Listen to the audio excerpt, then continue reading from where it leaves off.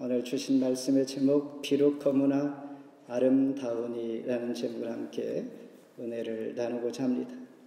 솔로몬이 쓴 책 유대 전성에 의하면 청년기에는 오늘 본문의 말씀 아가서를 기록했고 중년기에는 잠언서를 기록했고 말년에는 전도서를 기록했다고 합니다.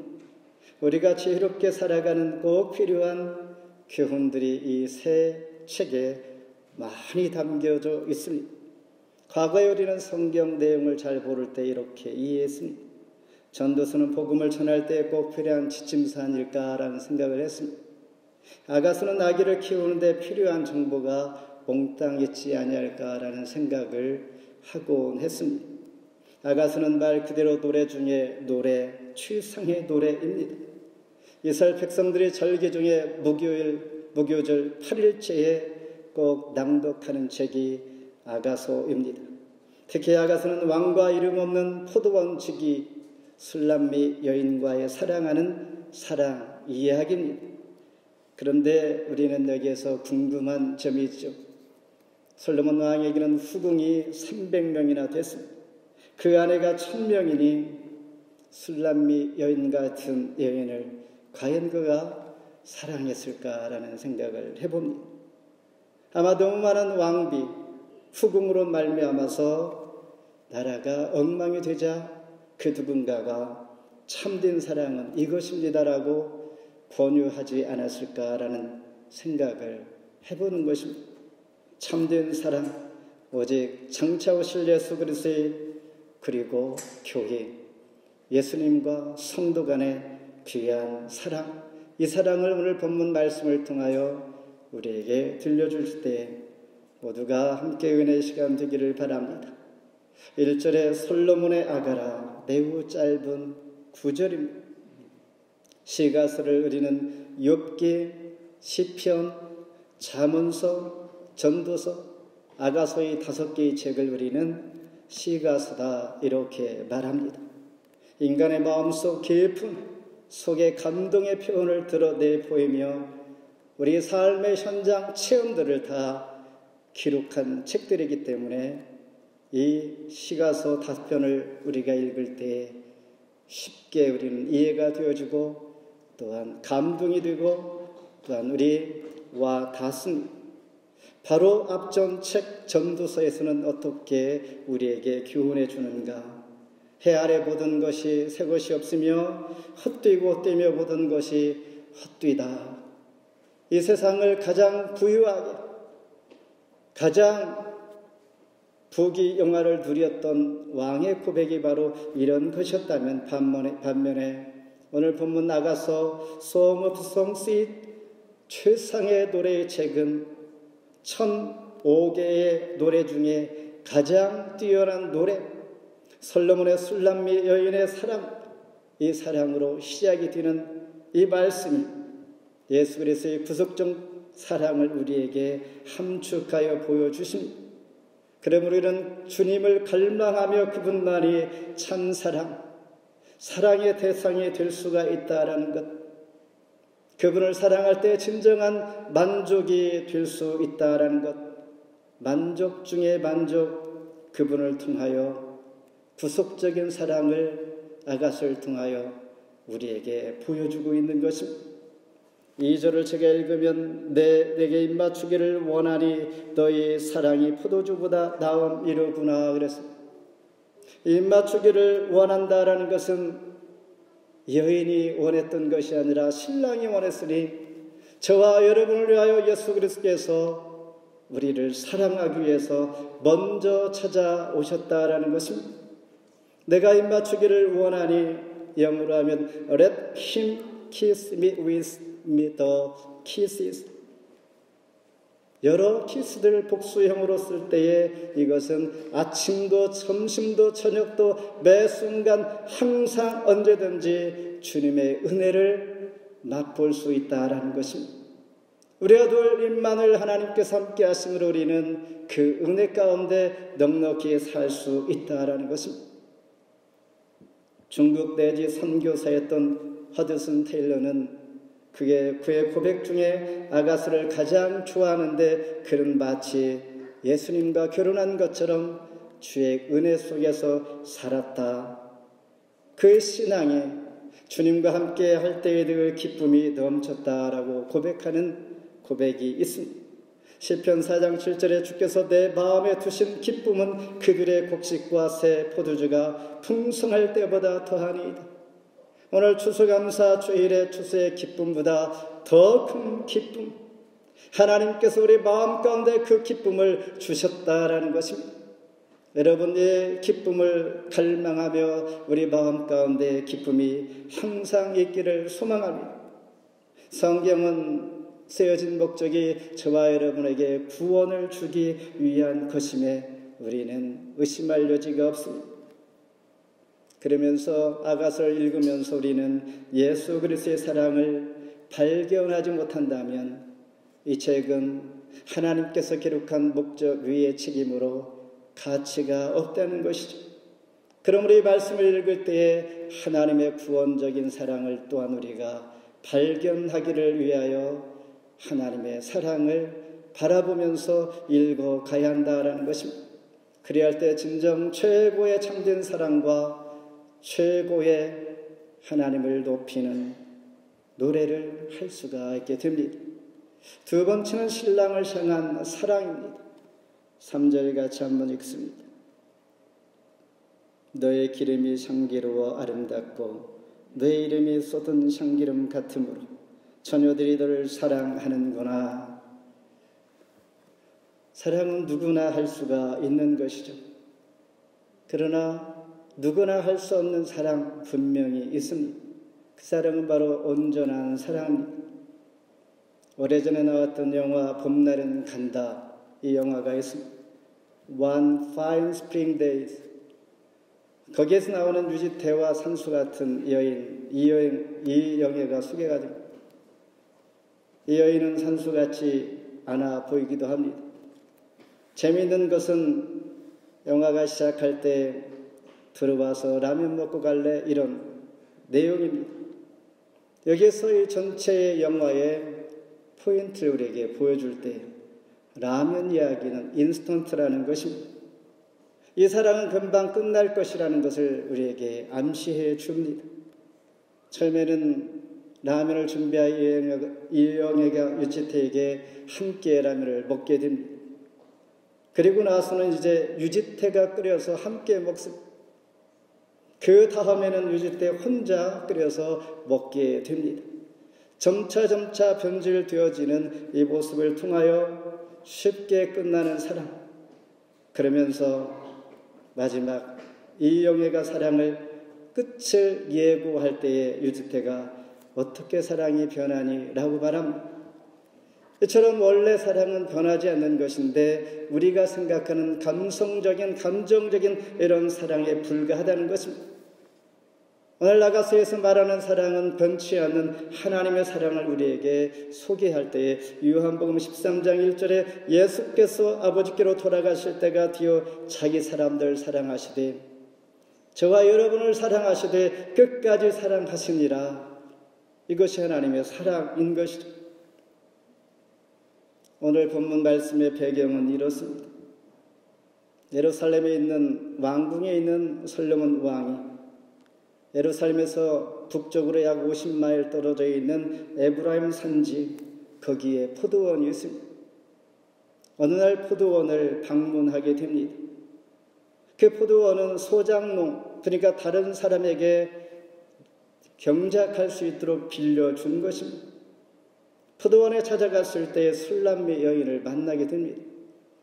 그러는 소장농 주인의 딸이 바로 술람미 여인인 것이죠. 근데 거기에서 솔로몬 왕과 술람미 여인은 사랑에 빠집니다.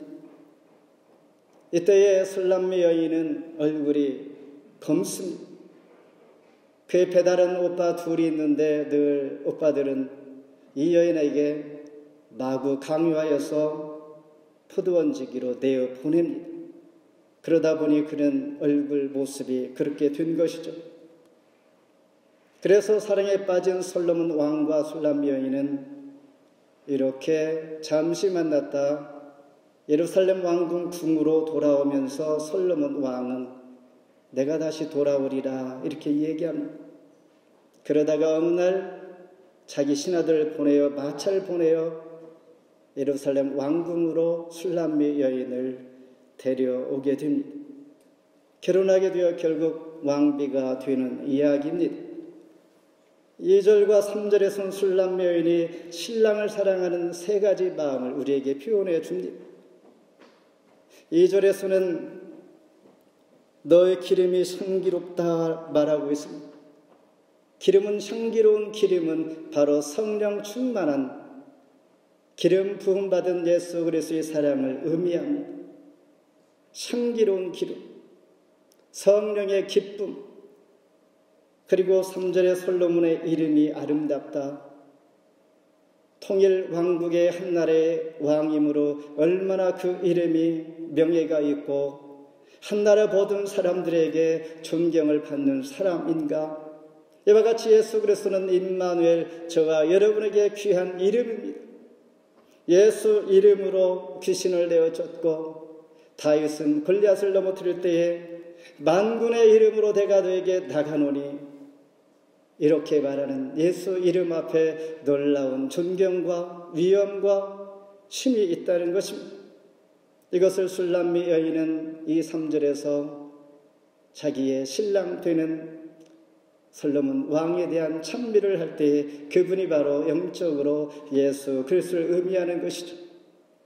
포도원지기에 불과한 이 여인, 사랑하는 솔로몬 왕은 장차 저와 여러분들이 맞이할 재림하실 예수 그리스도의 구원하신 그분을 소망하는 이 마음, 바로 예수를 의미하는 것이요, 술람미 여인은 저와 여러분 성도를 의미하는 것이요, 교회를 의미하는 것입니다.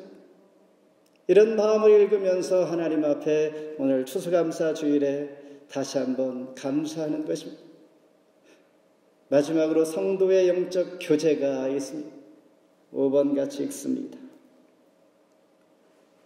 예루살렘 딸들아, 내가 비록 거무나 아름다우니 게달의 장막 같을지라도 솔로몬의 수장과도 같구나. 여인 자신이 이렇게 소개합니다. 나는 게달의 장막 같습니다. 게달의 장막은 뭐냐면 이스마엘 후손 염소털로 장막을 만들어 사는 지저분한 이러한 모습을 지금 말하는 것이죠. 이런 모습이 바로 술람미 여인 자신이라는 것입니다. 술람미 여인 그 모습이 바로 저와 여러분의 모습인데, 예수 그리스도 하나님 앞에서 우리의 죄악을 드러내 보일 때, 우리의 삶을 보일 때 그 정도밖에 되지 않는 그런 존재라는 것입니다. 그러나 하나님께서는 그런 자 술람미 여인에게 게달의 장막 같을지라도 솔로몬의 휘장과 같구나, 가장 부귀영화를 두르는 아름다운 왕의 그 휘장의 모습과 같다.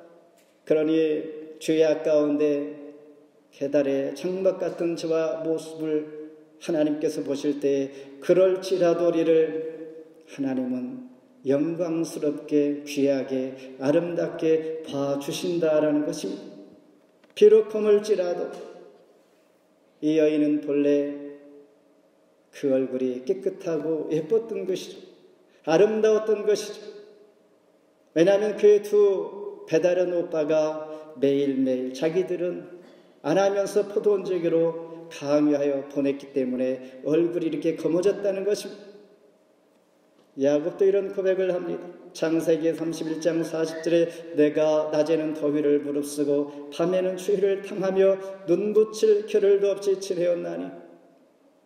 여러분의 삶은 어땠습니까? 눈붙일 겨를도 없이 밤에 추위를, 낮에 더위를 무릅쓰고 수고했던 과거의 시간들 있지 않습니까? 이런 시간들이 내 모습이 누추하게 보였을지라도 나의 마음과 내 노력과 내 정성과 속사람 그렇지 않게 우리는 아름답다라는 것입니다. 이런 모습을 하나님께서 보시고 너는 정말 게달의 장막처럼 정결치 못해 이렇게 한 것이 아니라 하나님은 우리를 깨끗하다. 그 수고와 노력과 섬김과 봉사가 내가 보기에는 정말 솔로몬 왕의 휘장과도 같이 아름답다 이렇게 인정해 주시는 것입니다. 솔로몬 왕과 술람미 여인의 전혀 다른 신분의 이런 두 사람이 만나 결혼하기까지 어떠한 문제가 있었겠? 모든 것이 순조롭지는 않았습니다.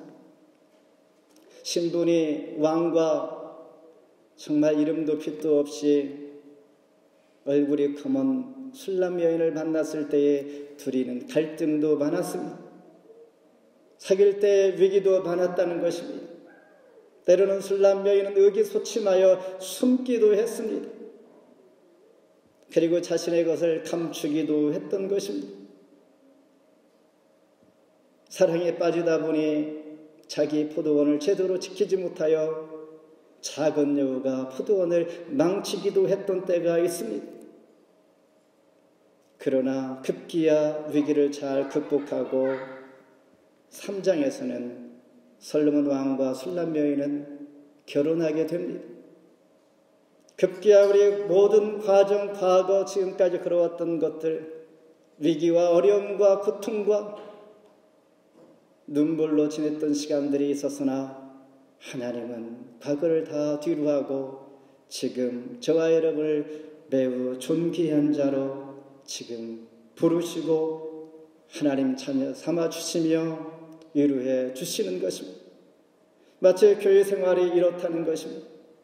때로는 섬기다 보면 상처를 입기도 합니다. 오해를 하기도 합니다.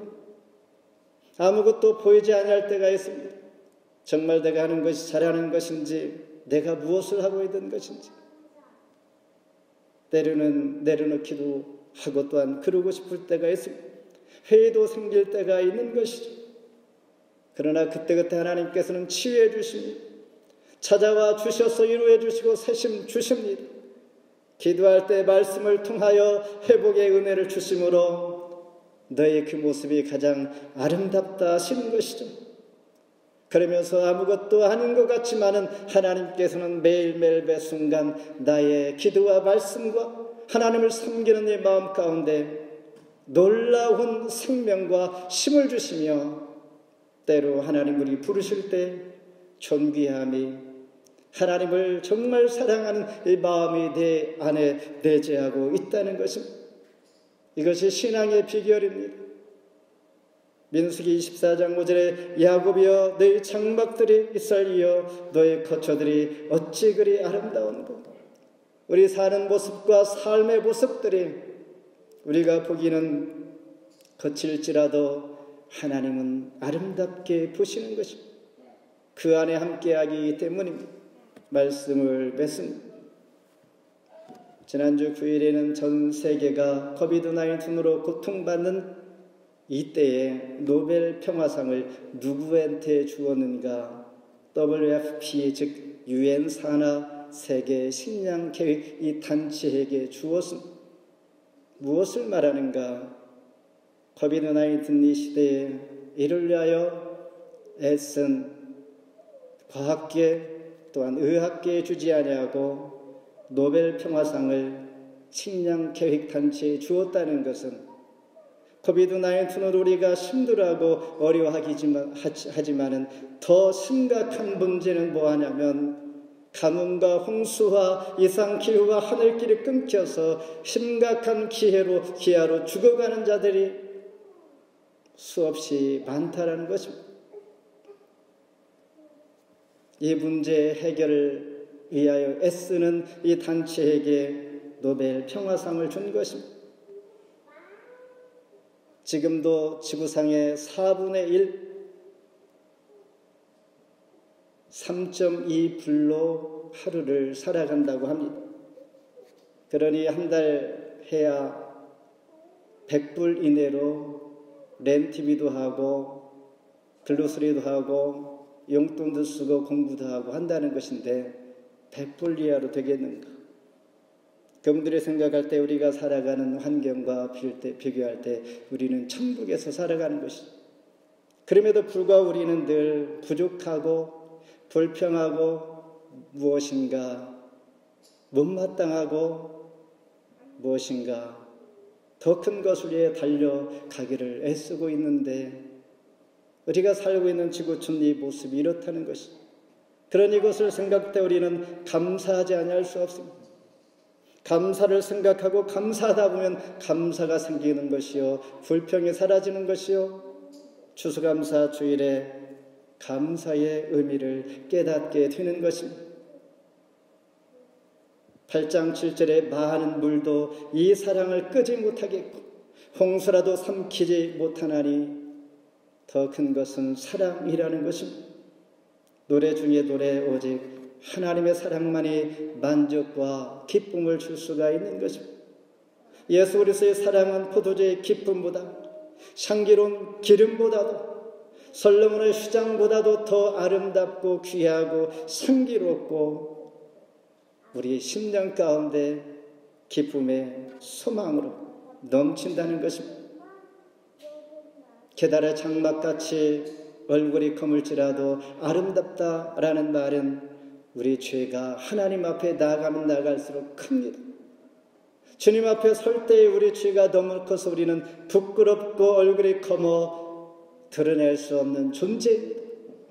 그런데 신앙의 비결은 무엇인가? 그런 모습으로 하나님 앞에 더 가까이 가면 갈수록 십자가의 보혈로 죄를 깨끗게 정결케 해주심으로 그런 사람이 더 아름다운 것입니다. 내 죄를 드러내고 회개하며 하나님 앞에 나아가는 자, 하나님께서 기억하시고 정결한 신부가 되게 해주십니다. 성경의 마지막 책 요한계시록 19장 7, 8절에 어린 양의 혼인 기하기 이르러 아내는 옳은 행실로 깨끗한 세마포옷을 준비하더라. 우리가 신앙생활하는 목적이 여기입니다. 마지막 예수님 혼인 잔치에 이 자리에 참석하는 것입니다. 어떠한 일을 할지라도, 어떤 봉사 생민과 어떠한 사역을 할지라도 이 자리에 참석하는 것이 신앙인들의 최종의 목적이고 목표인 것입니다. 이 자리에서 어떤 자가 있는가? 옳은 행실로 깨끗한 세마포옷을 준비한 자입니다.